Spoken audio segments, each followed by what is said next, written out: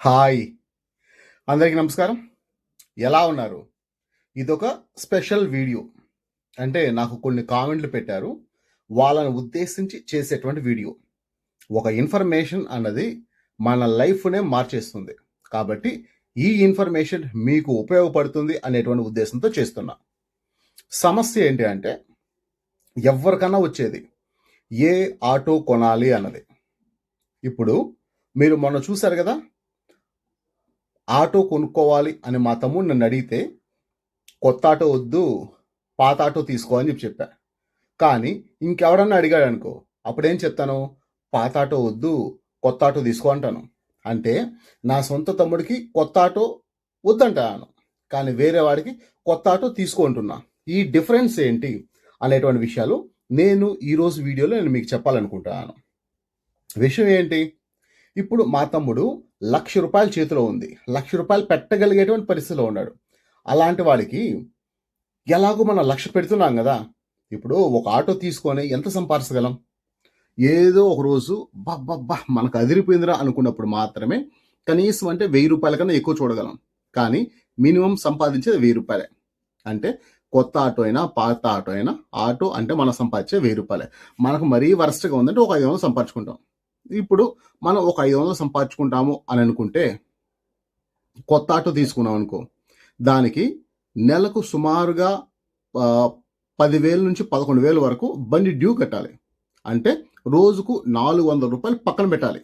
అంటే ఇప్పుడు నేనేం చెప్పాను? మనం ఓవరాల్‌గా ఒక 4-500 సంపాదించగలము అని చెప్పాను కదా! అలా అనుకుంటే మనం సంపాదించేటువంటి సంపాదన బండి డ్యూలకు సరిపోతుంది. అప్పుడు ఫ్యామిలీకి ఇబ్బంది అయిపోతుంది. భర్త, పిల్లలు, భార్య, పిల్లలు ఉంటే వాళ్ళకి ఇబ్బంది అయిపోతుంది.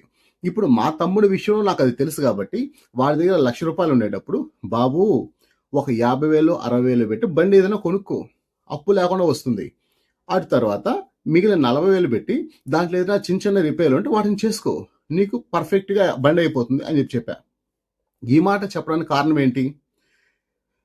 ఎలాంటి ఆటో అయినా సరే, మహా అంటే మనం ఒక 20,000 పెడితే ఇంజిన్ కంప్లీట్ అయిపోతుంది.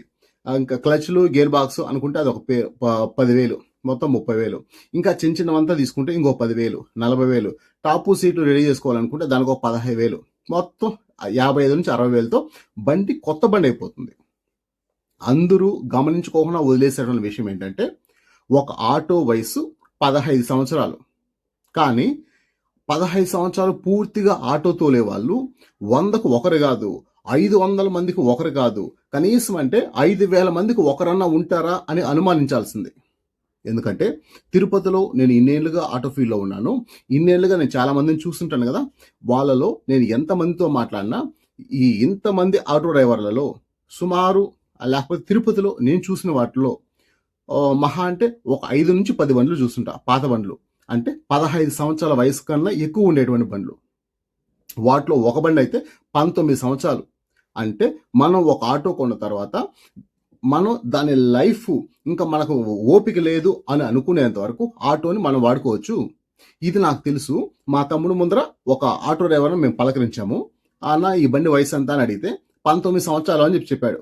నేను అడిగా, అన్నా ఒక ఆటో వయసు 15 సంవత్సరాలే కదా, నీకు 19 సంవత్సరాలకు ఏ విధంగా రోడ్డు పైన వాడుకుంటున్నావు అని అడిగాను నేను.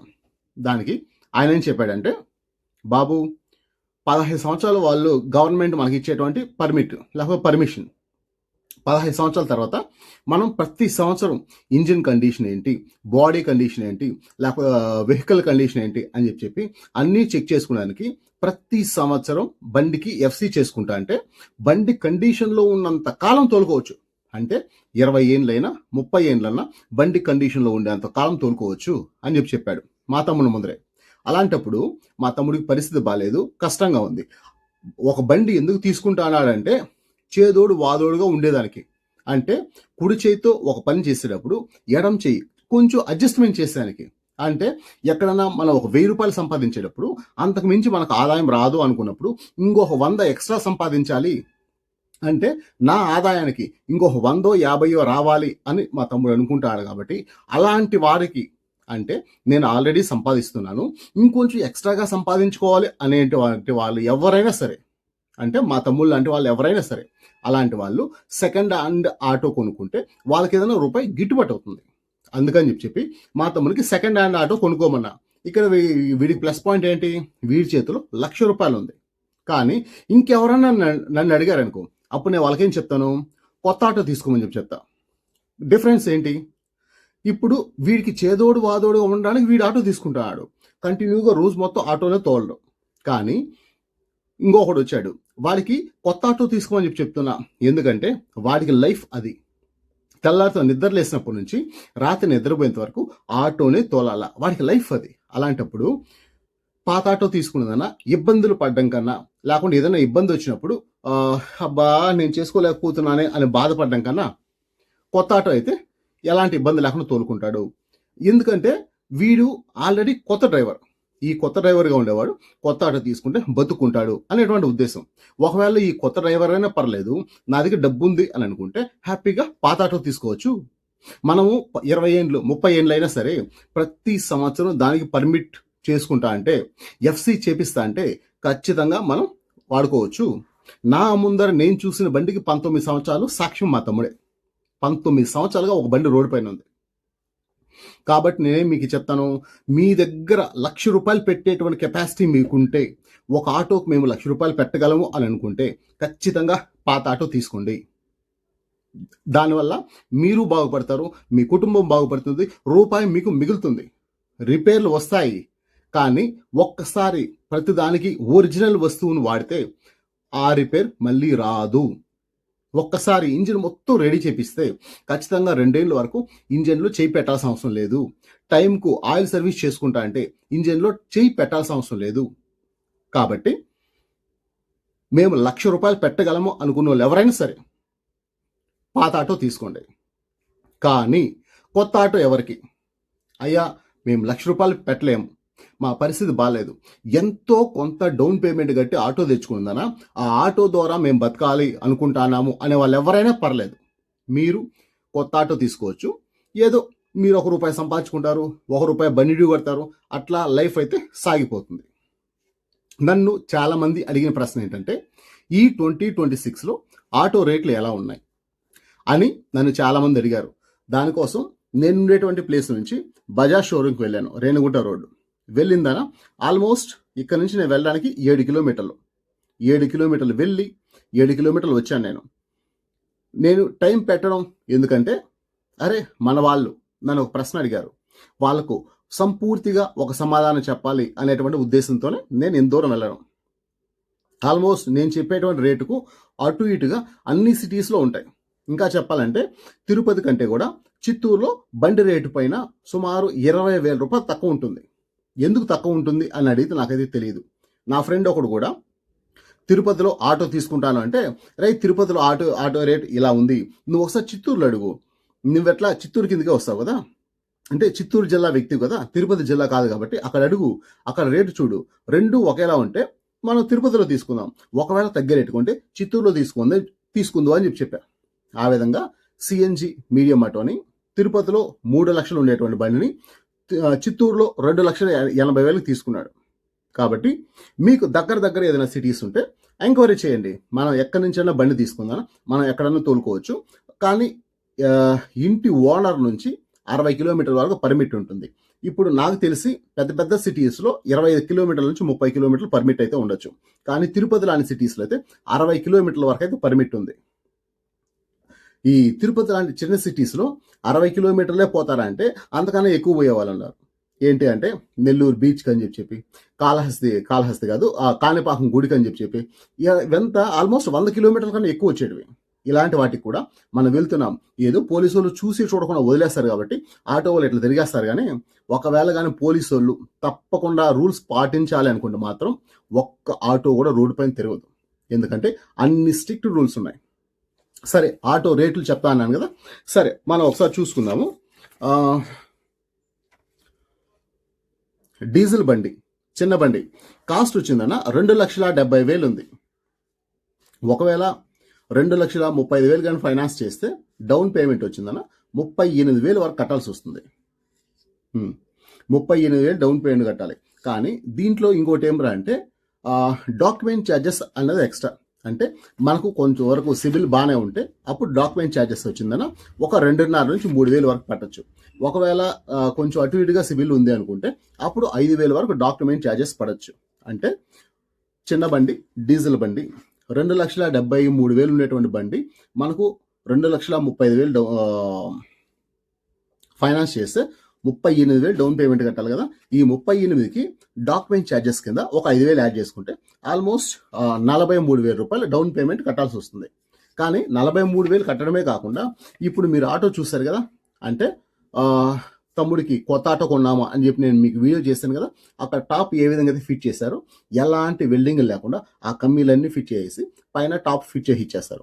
ఆ టాప్ ఫిట్టింగ్ ఛార్జ్ వచ్చిందన్న ఆల్మోస్ట్ 1,800 ఉంది ఫిట్టింగ్ ఛార్జ్. ఆ రోజు మేము చేసుకున్నది వచ్చి 1,500, కానీ ఈ రోజు వీలేసింది వచ్చిందా 1,800 టాప్ ఫిట్టింగ్ ఛార్జ్.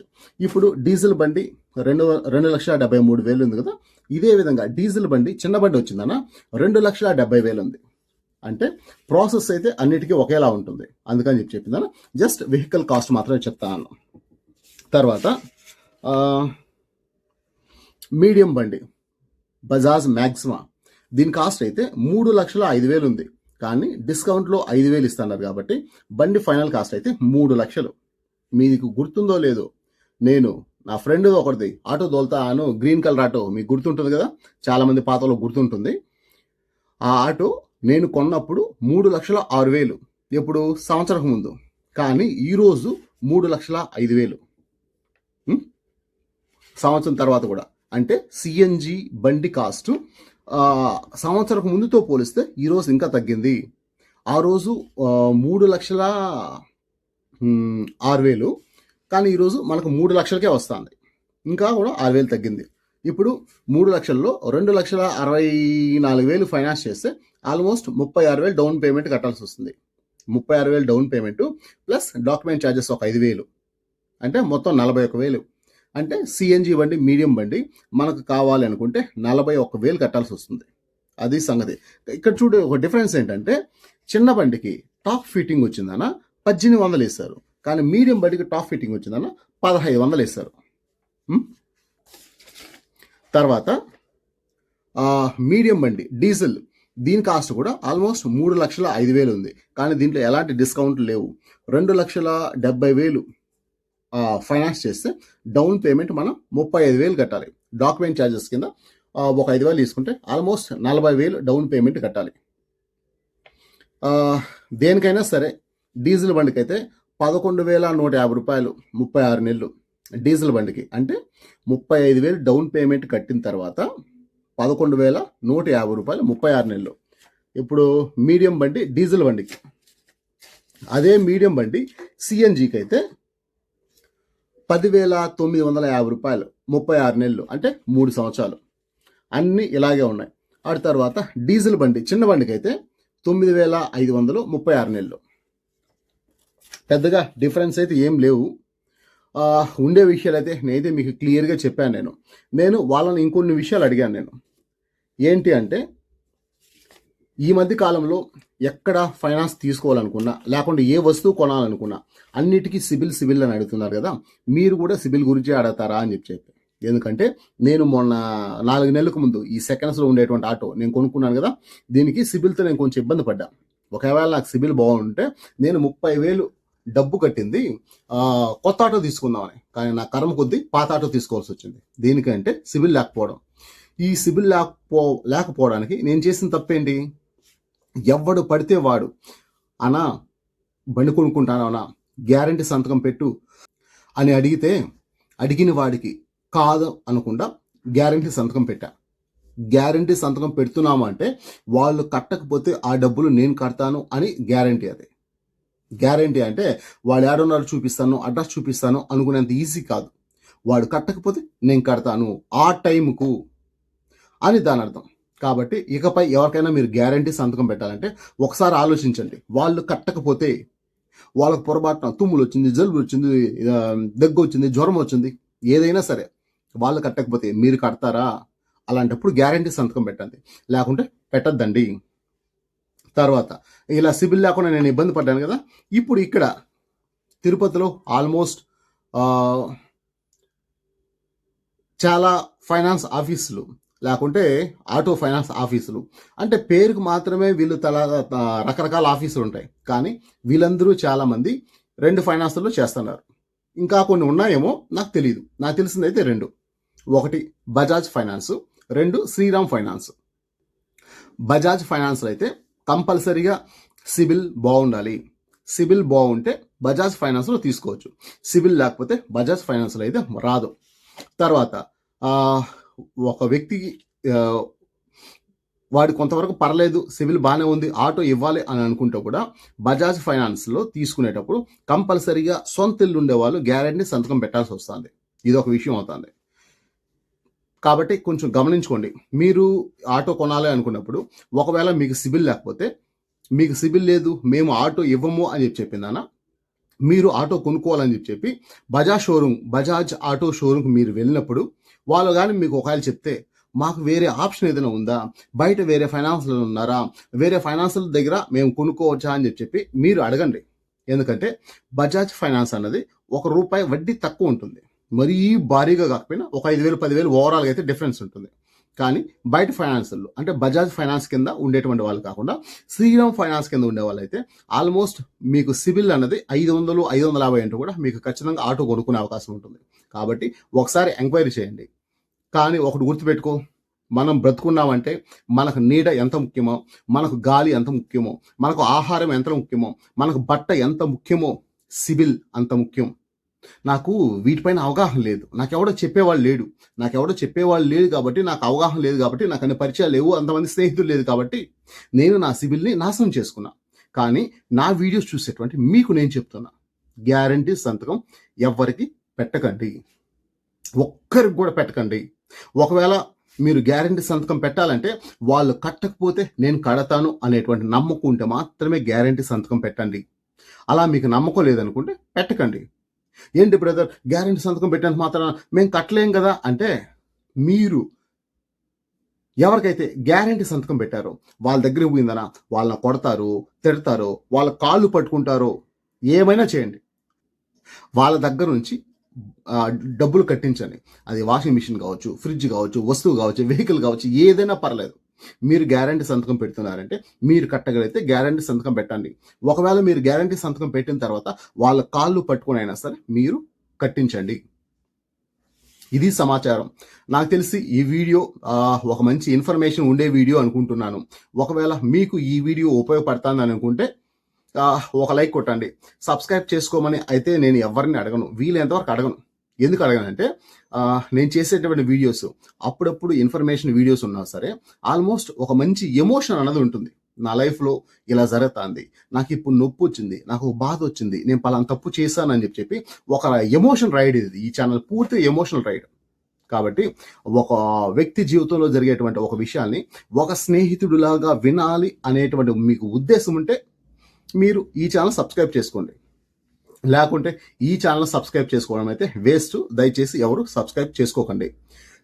వీలైతే ఈ వీడియో మీకు నచ్చి ఒక లైక్ కొట్టండి. తప్పనిసరిగా చూసిన ప్రతి ఒక్కరు, చివరి వరకు వచ్చిన ప్రతి ఒక్కరు వీలైతే ఒక లైక్ కొట్టండి. కామెంట్ పెట్టడం మర్చిపోకండి. ఇలాంటి ఇన్ఫర్మేషన్స్, క్లియర్ కట్ ఇన్ఫర్మేషన్స్ చాలా వస్తాయి. మొగుడు పిల్లల గురించి వస్తుంది, పిల్లల గురించి వస్తుంది, సమాజం గురించి వస్తుంది, భార్యాభర్తలు విడిపోయేటువంటి విషయాలు వస్తాయి. కాబట్టి మీ ఫ్యామిలీ లైఫ్కు ఎంతో కొంత ఖచ్చితంగా మీకు ఉపయోగపడే వీడియోస్ అయితే చాలా వస్తాయి.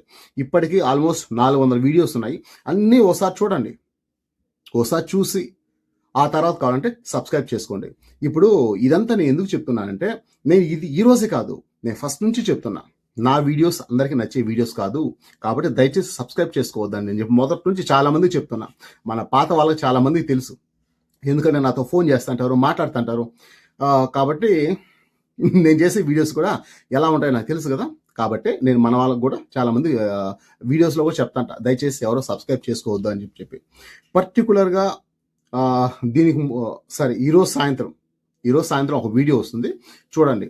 పర్టికులర్గా ఆ వీడియో ఎందుకు చేశానంటే, నాకు కామెంట్ వచ్చింది, నీ వీడియో ఒకసారి చూడడం కూడా వేస్ట్ అని చెప్పి. కాబట్టి ఆ ఒకసారి చూడడం కూడా వేస్ట్ అని ఎందుకు అనే విషయాలు అయితే మీరు సాయంత్రం వింటారు. సింపుల్ అబ్బా, నా నుంచి మీరు ఒక స్నేహితుని చూసేట్టుకుంటే నా వీడియోస్ మీకు నచ్చుతాయి. వాడెవడో యూట్యూబ్ వాడు ఒక క్రియేటర్ అని మీరు అనుకుంటే నా వీడియోస్ మీకు నచ్చవు. నా దగ్గర నా స్నేహం మీకు నచ్చితే, నా స్నేహం కోసం అయితే మీరు నన్ను సబ్స్క్రైబ్ చేసుకోండి. అది సంగతి. ఎనీవే, ఇప్పటి వరకు వీడియో చూసేందుకు థ్యాంక్ యూ వెరీ మచ్. ఉంటాను. బాయ్.